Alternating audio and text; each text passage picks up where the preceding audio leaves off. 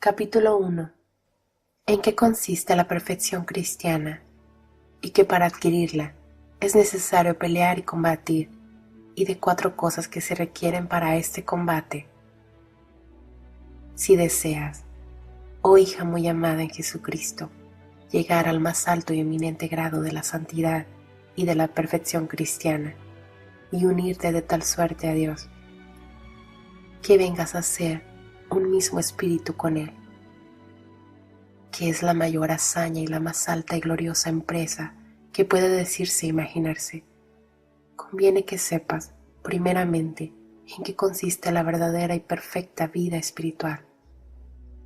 Muchos, atendiendo a la gravedad de la materia, creyeron que la perfección consiste en el rigor de la vida, en la mortificación de la carne, en los cilicios y disciplinas, ayunos, vigilias y otras penitencias y obras exteriores. Otros, y particularmente las mujeres, cuando rezan muchas oraciones, oyen muchas misas, asisten a todos los oficios divinos y frecuentan las iglesias y comuniones, creen que han llegado al grado supremo de la perfección. Algunos, aun de los mismos que profesan vida religiosa, se persuaden de que la perfección consiste únicamente en frecuentar el coro, en amar la soledad y el silencio, en observar exactamente la disciplina regular y todos sus estatutos. Así, los unos ponen todo el fundamento de la perfección evangélica en estos, los otros en aquellos o semejantes ejercicios. Pero es cierto que todos igualmente se engañan,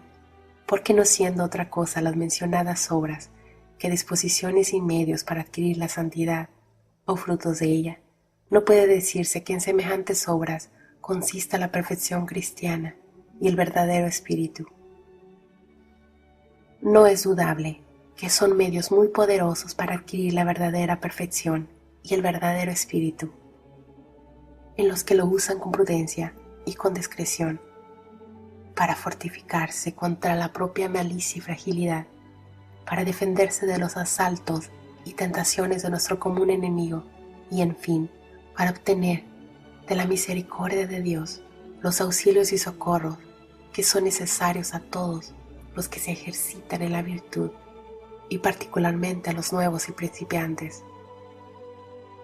Son también frutos del Espíritu Santo en las personas verdaderamente espirituales y santas, las cuales afligen y mortifican su cuerpo para castigar sus rebeldías pasadas contra el Espíritu y para humillarlo y tenerlo sujeto a su Creador. Viven en la soledad y en una entera abstracción de las criaturas, para preservarse de los menores defectos y no tener conversación sino en el cielo, con los ángeles y bienaventurados. Ocúpanse en el culto divino y en las buenas obras, se aplican a la oración y meditan en la vida y pasión de nuestro Redentor, no por curiosidad y por gustos o consolaciones sensibles, sino para conocer mejor la bondad y misericordia divinas y la ingratitud y malicia propia, para ejercitarse más cada día en el amor de Dios y en el odio de sí mismas, siguiendo con la cruz y con la renunciación de la propia voluntad los pasos del Hijo de Dios. Frecuentan los sacramentos con el fin de honrar y glorificar a Dios, unirse más estrechamente con su divina majestad y cobrar nuevo vigor y fuerza contra sus enemigos. Lo contrario sucede a las almas imperfectas, que ponen todo el fundamento de su devoción en las obras exteriores, las cuales muchas veces son causa de su perdición y ruina, y les ocasionan mayor daño que los pecados manifiestos, no porque semejantes obras no sean buenas y loables en sí mismas, sino porque se ocupan de tal suerte en ellas que se olvidan enteramente de la reforma del corazón y de velar sobre sus movimientos, y dejándole que siga libremente sus inclinaciones, lo exponen a las acechanzas y lazos del demonio, y entonces este maligno espíritu, viendo que se divierten y apartan del verdadero camino, no solamente les deja continuar con gusto sus acostumbrados ejercicios, pero llena su imaginación de quiméricas y vanas ideas de las delicias y deleites del paraíso, donde piensan algunas veces que se hallan ya entre los coros de los ángeles como almas singularmente escogidas y privilegiadas, y que sientan a Dios dentro de sí mismas. Usa también el demonio del artificio de sugerirles en la oración pensamientos sublimes, curiosos y agradables, a fin de que imaginándose arrebatadas al tercer cielo y persuadiéndose de que no son ya de esta baja región del mundo, vivan en una abstracción de sí mismas y en un profundo olvido de todas aquellas cosas en que más deberían ocuparse. Mas, en cuanto a errores y engaños vivan envueltas semejantes almas, y cuán lejos se hallan de la perfección que vamos buscando, se puede reconocer fácilmente por su vida y costumbres, porque en todas las cosas, grandes o pequeñas, desean ser siempre preferidas a los demás, son caprichosas, indóciles y obstinadas en su propio parecer y juicio, y siendo ciegas en sus propias acciones,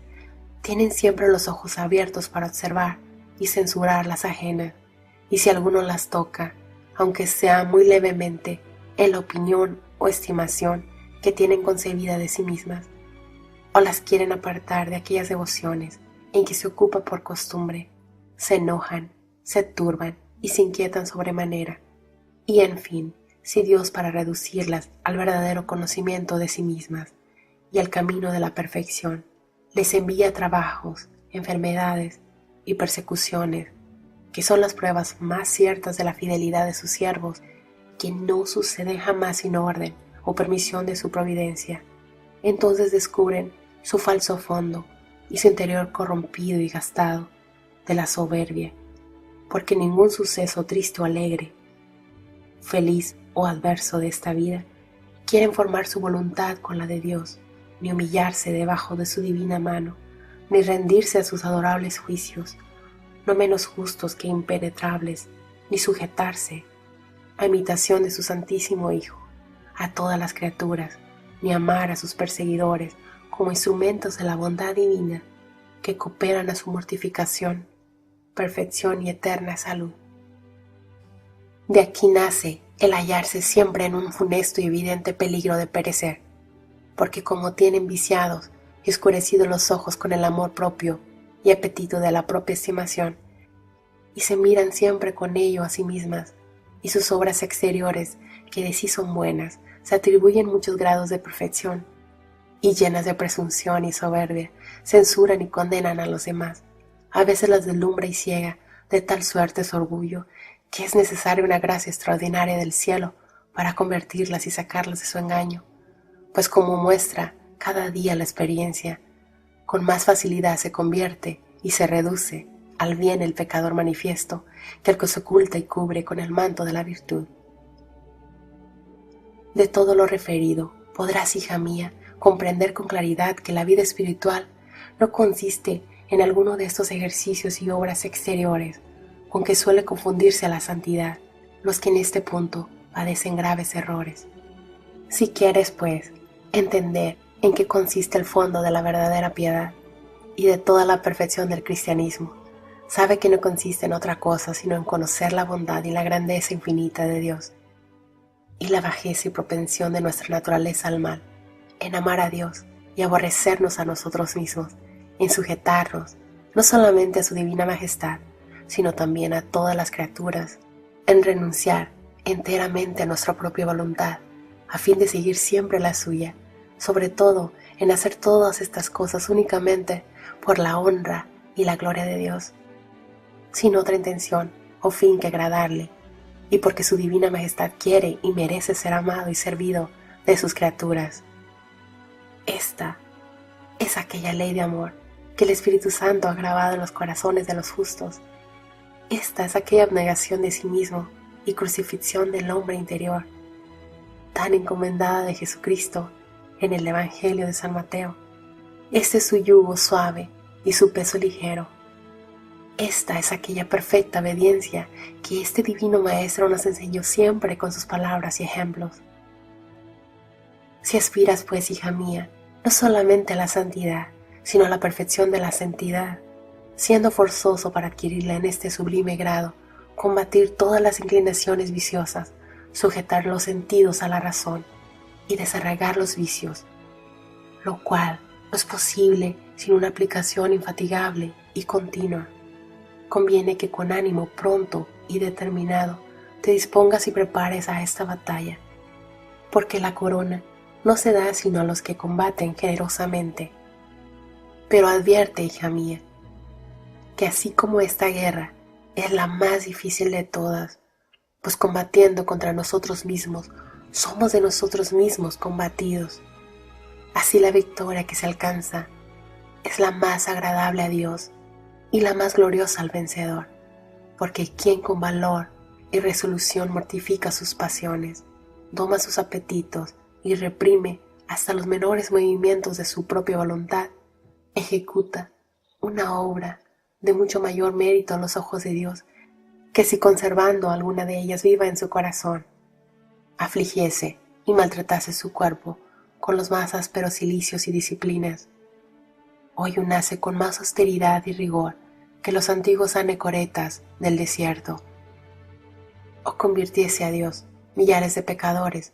porque aunque no es dudable que Dios estima y aprecia más la conversión de un alma, considerando ese ejercicio en sí,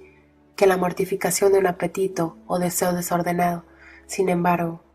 tú no debes poner tu principal cuidado en querer ejecutar lo que según su naturaleza es más noble y excelente, sino en obrar lo que Dios pide y desea particularmente de ti. Y es evidente que Dios se agrada más de que trabajes en mortificar tus pasiones que si dejando advertidamente una sola en tu corazón. Le sirves en cualquier otra cosa, aunque sea de mayor importancia. Pues ya has visto, hija mía, en qué consiste la perfección cristiana,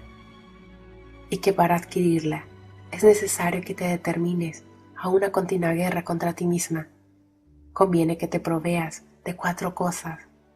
como de armas seguras y necesarias para conseguir la palma y quedar vencedora en esta espiritual batalla. Estas son la desconfianza de nosotros mismos, la confianza en Dios, el ejercicio de la oración,